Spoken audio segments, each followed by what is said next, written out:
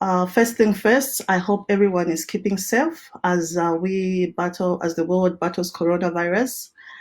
I have been in Spain for the past 2 months, and unfortunately, I have to extend my stay here. The most important part is that I am healthy and keeping fit and safe, and I hope everyone out there is keeping safe. We are celebrating the Global Astronomy Month, and different sessions will be running.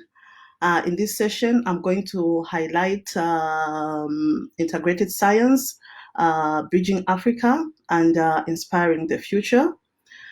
The main aim of these sessions is to motivate young people, especially Africans, to pursue careers in STEM. As we know, countries that invest in science and technology are seen to be more developed than those that don't. So the aim is for Africa to be self-sustainable. For those that don't know me, my name is Brenda Namumba. I'm from Zambia. I'm currently an SKA postdoc fellow at Rhodes University in South Africa. I've just put up some of the qualifications that I have. I obtained my PhD in astronomy from the University of Cape Town last year. And to the young people, for those who want to study astronomy, I just wanted to highlight that you will have to study courses such as astronomy, physics, mathematics, and computing languages. I should also highlight that don't neglect social science skills such as communication skills, because you will need those as you advance your career in science. You're going to present your work internationally and locally.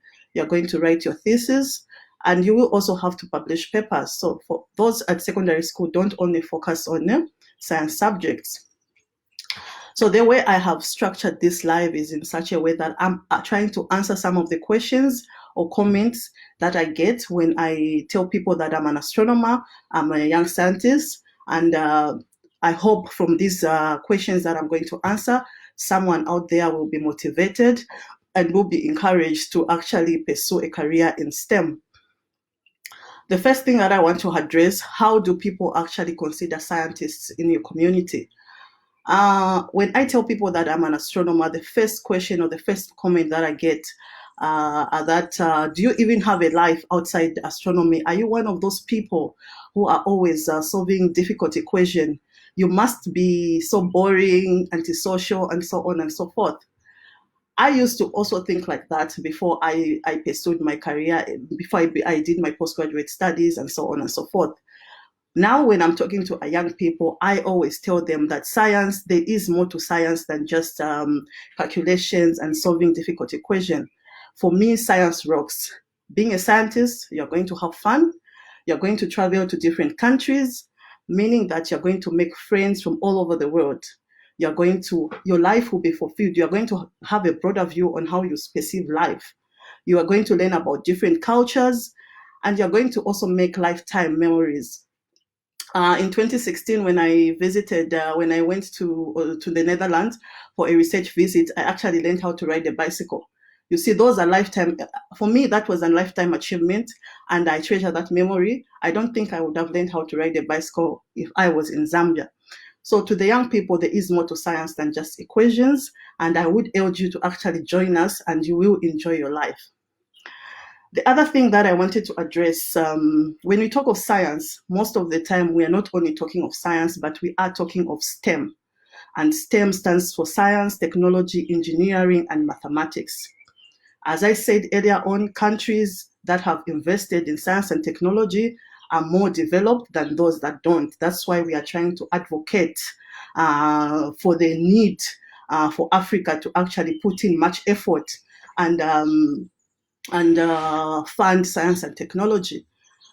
For those other people that are not scientists and they ask us questions such as, why should we invest in so much, why should we even put so much money in science?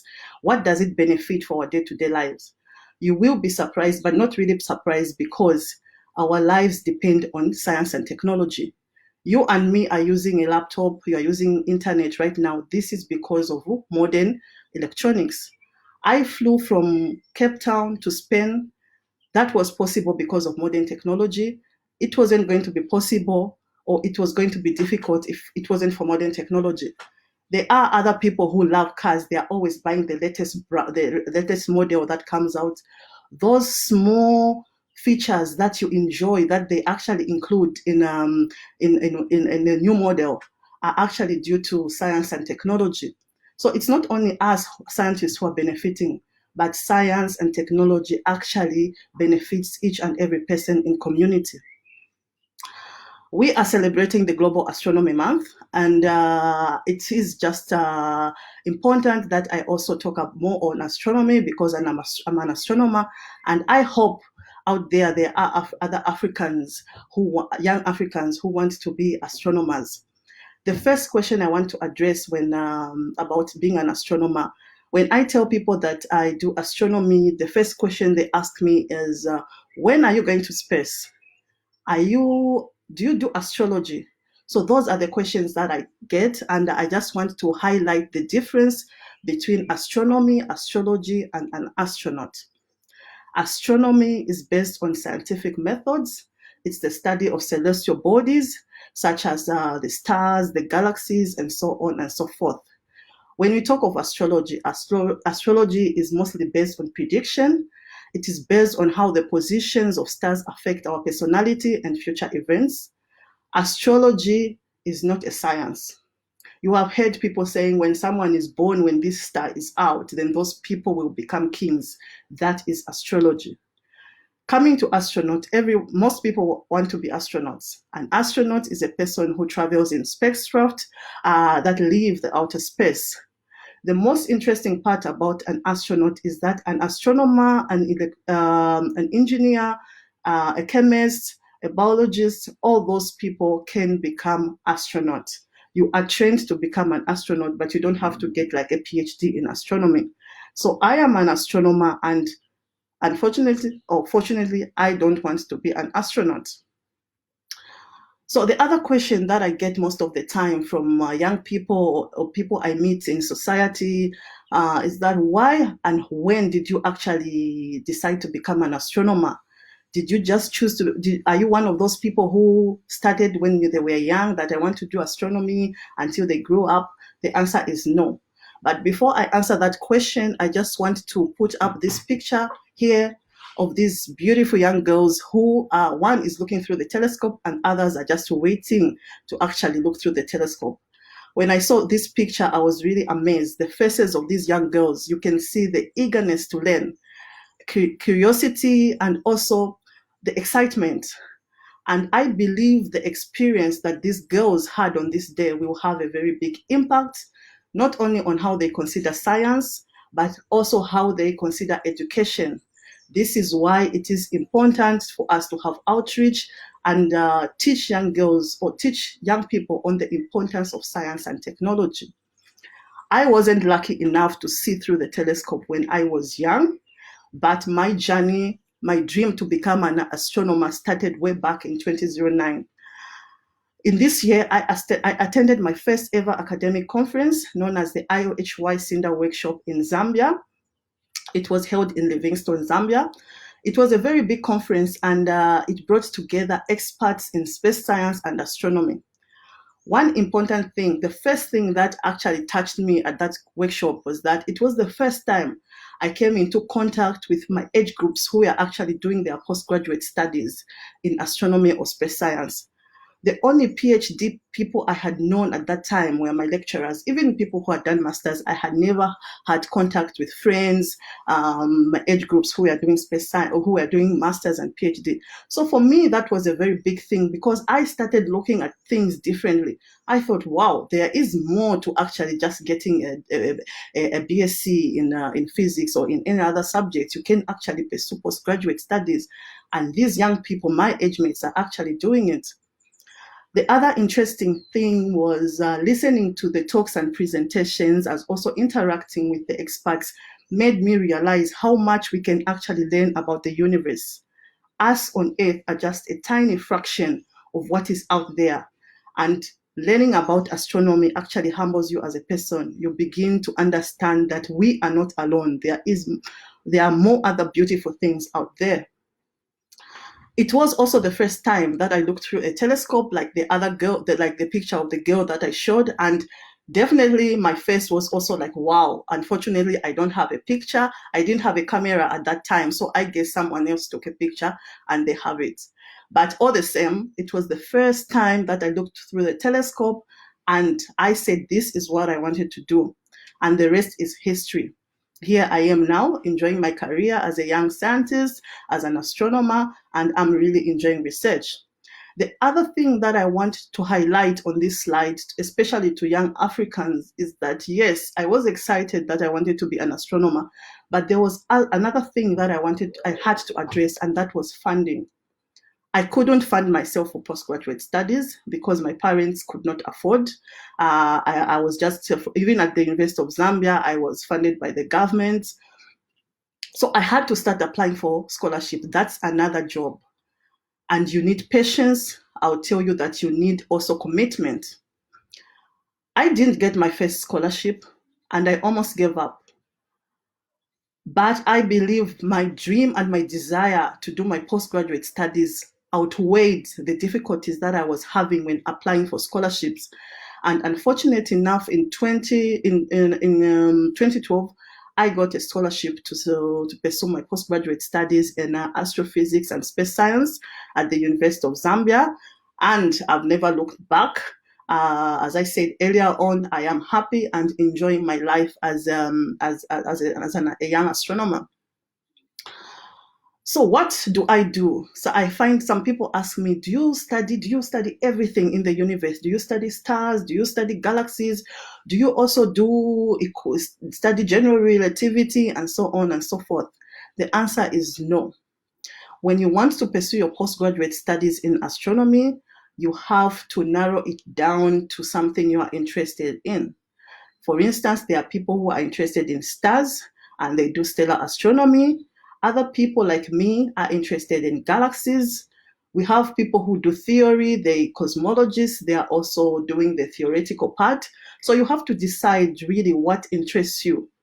So for me, what I do is I study galaxies and there are many types of galaxies in the universe. I will not go into much details at this point in time, but I study galaxies that are known as dwarf galaxies. So just the name itself, dwarf, should tell you something. I am the shortest in the family. All my young brothers are very, very tall, so they call me a dwarf because I have to call them all the time to actually help me with something that is on top of the shelves. So just like humans, we have short people, we have tall, we have different types of people. Galaxies also come in different sizes, different shapes, and different colors, and so on and so forth. I've just put on this picture, I'm showing our own galaxy, that is the Milky Way, and two dwarf galaxies on my left and on my right. I just wanted to show you the scale when we talk of dwarf, how small they are. They are really small compared to what we consider normal galaxies. So why am I interested in these galaxies? Not going too deep into science, I would say these are very unique and important objects because larger objects are formed from these small objects. They merge together, there is interaction, and larger objects are formed.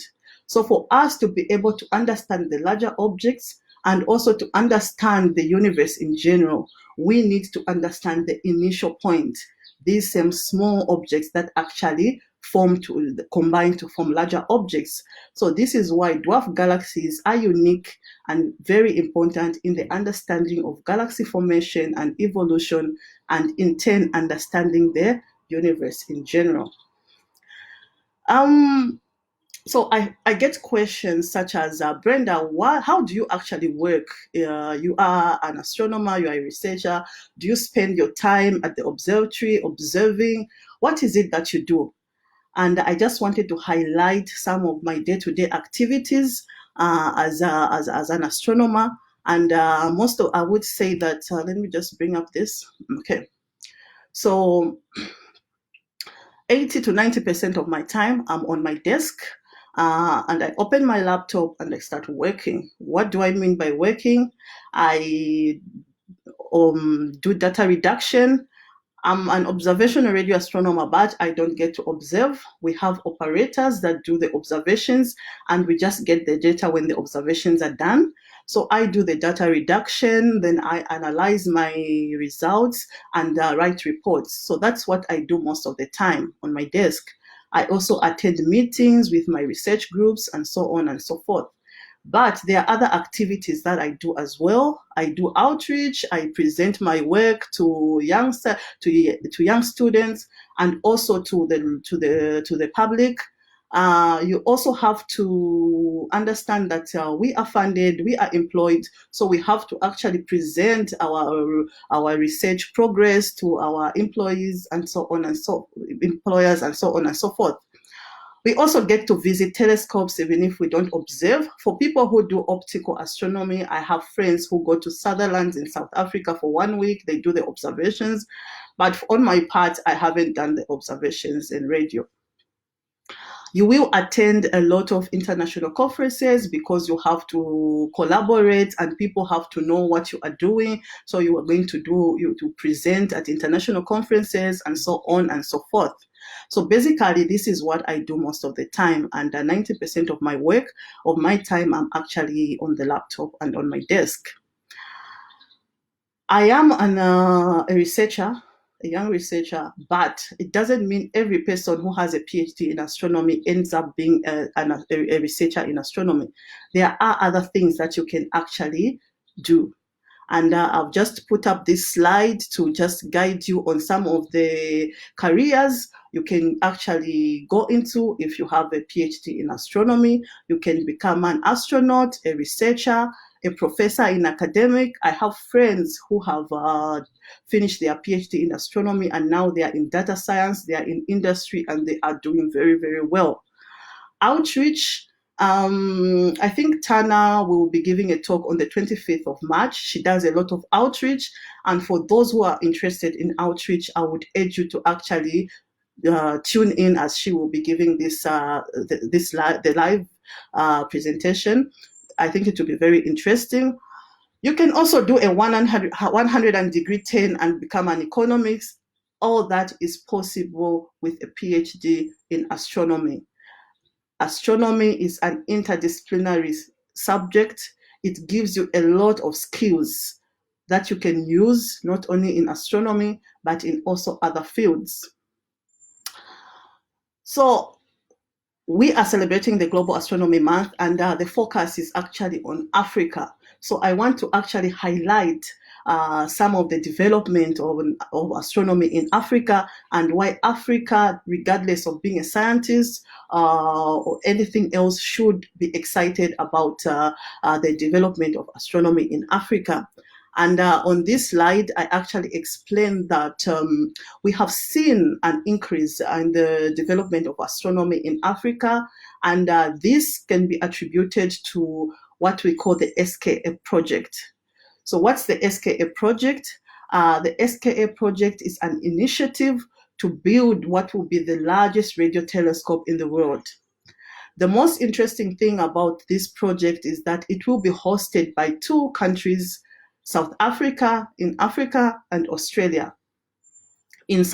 While South Africa is heading the SKA in Africa, we also have 8 partner countries that are taking part. Countries such as Madagascar, we have Ghana, we have Zambia, we have Mozambique, just to mention a few, but there are 8. So scientists are excited about the SKA because it will view the universe in unprecedented details, and it will allow us to unlock questions that we've been trying to solve for a long period of time. Questions such as, are we alone in the universe? How did the early universe begin? And so on and so forth. However, it's not only scientists who are excited. We have engineers, because this instrument is being built by engineers. So engineers are actually gaining expertise. We also have computer scientists. This instrument is very large, meaning that it's going to give us large data volumes. Computer scientists are trying to find ways on how we are going to handle this large data volume, and how us scientists will be able to work on this large data volume without much difficulties. Someone will say, wow, so when is it going to finish? Obviously, such projects take so long. But the answer is you are wrong. While the SKA is in progress, while we are waiting for the final SKA to be completed, we have other projects that have been going on and they have been very successful. We have one telescope that was built in South Africa is the CAT-7. CAT means Karoo Array Telescope, and 7 means that it has 7 antennas. So this was a very unique array in the Southern Hemisphere. I'm saying was because it's no longer working. I was fortunate enough to have worked with the CAT-7 for my master's and PhD, and I would say from this instrument, interesting and exciting science was produced. Now we have what we call the meerkat, and like the CAT-7 with 7 antennas, the meerkat has 64 antennas. Even if I don't want to go much into science, but I will tell you that the more antennas, the high sensitivity the instrument will be. So the CAT-7 has 7, the meerkat has 64. With the SKA, we expect about 3,000 antennas. So you can see the improvement on the sensitivity of these instruments. The CAT-7 is now working, and it's one of the most powerful radio telescopes that we have in the universe right now on Earth. And interesting science is going on. I am working on the meerkat right now, and there has been exciting science that have been published, and I will say more about that. So the question, someone will ask me, yes, you scientists are happy, you are excited that you're going to answer questions such as, are we alone in the universe? But why should us who are not scientists, why should we even be excited about this project? Why should my grandmother in the village be excited about projects in astronomy in Africa and projects such as the SKA? I will give you answers in the next few slides. And the first answer I'm going to actually give you is knowledge creation. With the SKA and astronomy in Africa, we have seen a creation of knowledge. I am the beneficiary. I have been able to obtain my PhD through this actually initiative. I'm showing a picture of my friends during our graduation last year, and I have put names of the countries where everyone comes from. That in itself should show you that indeed, a lot of African countries are benefiting. Not everyone is going to be an astronomer, but I can say that everyone who has obtained a PhD will be very beneficial to the development of our countries in Africa. Sam from South Africa is currently a commissioning scientist working on the meerkat big project and later the SKA. Marie from Burkina Faso is a postdoc in South Africa, myself, and we have Liz from Uganda. She is now lecturing back home. So you can see that we have gained the knowledge and we are actually working now and helping to develop our countries. Someone asked me then, why should my grandmother in the village be excited about the SKA or astronomy in Africa? I would tell you that most of the astronomy projects are mostly built in rural areas because we want to run away from the city because there's so much pollution. And taking those projects in rural areas means that there will be infrastructure development. There are roads that are going to be built. There will be internet connectivity, meaning that our brothers and sisters in the rural areas will also be able to use internet in school. You and me in urban areas, you know that internet is actually helps us a lot when we want to do research and so on and so forth. There are also employment opportunities for the locals. There are roads that are being built, and there are other jobs that are being created at these facilities. Infrastructure such as road development, you will agree with me that they are indicators of economic growth. So that in itself tells us that astronomy in Africa and investing in projects such as the SKA actually brings about economic growth. And my grandmother in the village will also be able to benefit from such projects. Last but not the least, I just want to talk about, I said earlier on that with the MeerKAT, we are actually producing cat-edging science research led by Africans. So for the first time with big projects such as the SKA and the MeerKAT operating, we are actually becoming significant contributors to the global knowledge economy. Recently, we had a paper that was published with using the MeerKAT data, and you will be excited to know that an African astronomer, Dr. Mpati, is the one who was leading this exciting cat-etching research. So it is very interesting that everyone in the world is excited and wants to work on this project. But as I said earlier on, Africans have gained knowledge through the knowledge creation, and now we are able to actually take lead and work on this exciting project.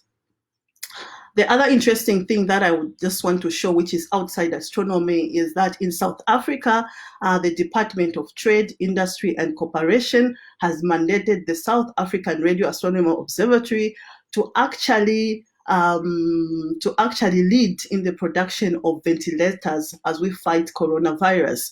So that in itself should tell you that being an astronomer doesn't imply you're going to only look at stars or galaxies. No. You will gain a lot of skills that are going to be beneficial to other things that you want to do in life. And in this case, we can see that indeed with astronomy, we can actually do more. As I conclude, I just want to talk to the young people. People ask me questions such as, most of African students have to leave their homes to study. They have to actually go abroad. How do you keep sane as a student? And for me, I believe what helped me is to actually find a very good support system. I had people who whenever they call me, they would ask me a question like, are you even a student? You've been studying for a long time. And they called me in situations where maybe I was stressed. I actually needed someone to support me or so on and so forth. So you have to make sure that you have a good support system that helps you, that understands your goal and helps you to achieve your goal. And for me, I will just highlight a few just to give you an overview of the people that have just really helped me when I was a student, and they are still helping me now. I have my friend. She's doing a PhD in social sciences at the University of the Western Cape in South Africa. We met when we were very young, when I was like maybe 6 years old, and we've kept in touch. She understands me. Even if I don't see her in 6 months, she will just call me and say, I hope you're doing well, and so on and so forth. And when we have time, we link up and we actually catch up with life. My PhD supervisor has been very instrumental, not only in my academic life, but his approach to supervising students has actually taught me a lot in my life. I have learned how to not stress a lot, how to take things easy, even if I'm having problems with my research. So he has taught me how to actually live in life. And I should mention that I'm not the only African student that he has supervised. He has supervised a lot of African students. And if we are talking about astronomy in Africa, then his name actually shouldn't be left out. He's been very instrumental when it comes to astronomy in Africa. I have a friend called Susan. I call her my friend. I met her I told you that I attended my first ever academic conference, and that's where I met Susan. Her approach to life. She's like an elder sister to me, and she's always telling me that it will be fine. There is still time. She's one person that I can call or I can send a message whenever I have a problem or I want to talk to someone, and she will be there for me. I also want to mention I call her my friend, that is Danielle. I met her when I was doing my master's, and I should also tell you that my master's, I had very difficulties with my master's. So someone told me that there is this radio astronomer in South Africa. She's doing a postdoc. Maybe you should go and talk to her. I was so scared to actually confront her because I didn't know her. But immediately I went to talk to her. She was very welcoming, and she has helped me she helped me during my master's. And up to now, if I have a problem or if I want to talk to someone, I can just send a message and I know that she will be there for me. My parents, they have been my pillar. One thing I love about my parents is that at an early age, they gave me the freedom of choice. As long as I'm doing something that is not bad, they actually allow me to do what I think is good for me, something that I love. I have friends who have told me that their parents told them to study engineering, their parents told them to be nurses, their parents told them to do this. But I love my parents because for me, I have to make my own choices, and they support me for the choices I make. Even today, they support me if I say this is the direction that I want to take. As long as I'm not doing anyone wrong, they will support me and tell me, go for it, my daughter. So just to conclude from this live, I just wanted to I want to leave you with this slide here. And on this slide, I just highlight some of the few points that have actually helped me as a student. The first thing is you have to know yourself. No one is perfect in life. Know your weaknesses and know your strength. If you do that, it will be very easy for you to know where to put your energy. You can't just be everywhere. You should know that I am good at this. I myself cannot sing, so I will not put so much energy in singing, but I know where I'm good at and I want to put my energy there because I know that I'm going to see the results. You should set your goals in life. You should understand that your goal in life is not the same as your parents' goal, is not the same as your best friend's goals in life, and it's not the same as your brothers and sisters. You have your own goal and you have to set your goal and go for it. You should dare to dream. I believe every person is capable of attaining greatness as long as they work hard. Some people dream and they remain dreaming, while others dream and wake up to see that their dream becomes a reality. That's the difference between people, and you have to choose what you want. I chose to dream. I dreamed, and I chose to wake up and work towards to see that my dream becomes a reality, and I am happy now. The other thing is you should never give up. Don't expect that things will work well all the time. That is wrong. You will face a lot of challenges along the way. I will tell you that I wasn't an A+ student. I failed some courses at one point in time, and I repeated those courses. The only difference between me and another person is that when I fall, I rise, I clean myself, and I forge ahead, because you don't expect things to go on right all the time. So you will face challenges. Most of the time, we just see the end results, but we don't realize that before those people attained that, they had to go through ups and downs. So make sure that you have that in mind. And last but not the least, you have to be thankful. Be thankful for the people who are there for you, and you have to be thankful for your own existence, because each person is special and each person has a unique gift, and you have to be thankful that you have that gift, regardless of whether it's being a scientist, whether it's being a footballer, whether it's being a musician. Just be thankful for what you have in life. And I will end there. I think I will, after this presentation, I will be online for some time so that I can be able to answer questions, and so that we can interact a bit. Thank you very much.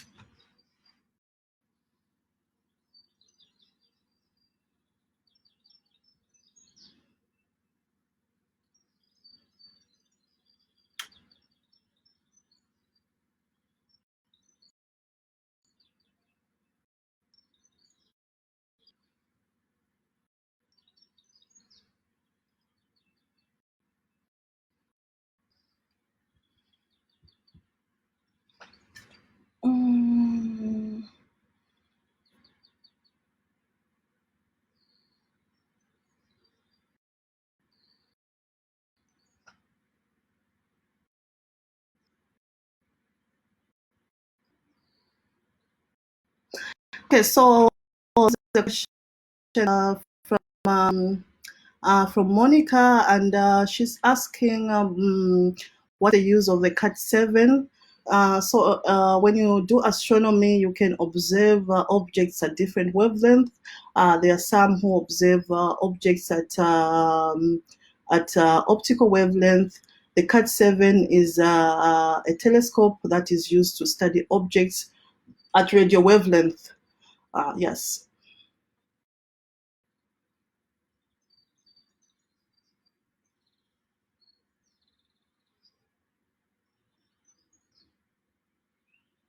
And then Monica also asked a question, does this astronomy project, especially the instrument work, has an impact or negative effect on the health of the world? I would say no, because there is no link on how a radio telescope or astronomy in itself can have an impact on the health of the country.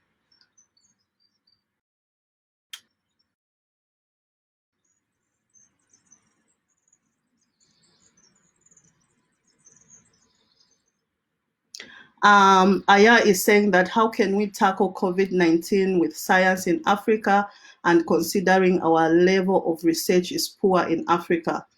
I agree with you that the level of research is poor in Africa, but if you look at South Africa is one of the African countries that has actually tried to put in much effort in uh, in science and research. And I actually showed an example of the government giving mandate to the South African Radio Astronomy Observatory to take lead when it comes to development of ventilators. So yes, this is why we are trying to actually have this live to actually address and tell the policymakers that it is actually very vital in Africa that we put in much more effort in supporting research, science research and technology, because we actually need science and technology if we really want to see that we are healthy and Africa is self-sustainable, both politically and economically. So I agree with you that African countries actually have to really improve when it comes to science and technology, but we are getting there slowly but sure. Um,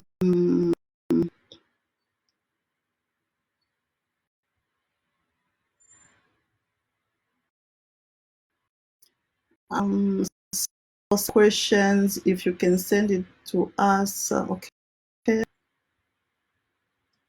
So someone, Caleb is saying, good day, Ma. Please, my questions, have you ever come across any strange data when your observing team presents with you any information and contradicts certain laws of physics? Um, One thing I can tell you is that when you are doing observations, maybe you are observing something that someone has done before, but with improved technology, now that we have uh, telescopes that are much more improved than the old ones, we are seeing strange things that require us to look back and to look back and see what they really mean. For my studies, I think I haven't yet gotten that exciting experience, and I think it's every scientist want to have that stage in life that they can actually be able to find something and something new. But I'm still waiting. I hope it will come soon because I'm just starting my research life. Okay, so those questions I was right, and I okay. Um, okay, so I think I will end here. If someone has a question, you can just type, send a message, or in the comment section. I will go back and try and answer questions, or you can send a message to my Facebook personal profile, and when I see it, I'll definitely answer you. It's been exciting to have this conversation with you. I hope it was a one-to-one, but with this coronavirus, we definitely can't do that at this point in time. I hope you keep safe, and let's hope that we go back to normal as soon as possible. Bye.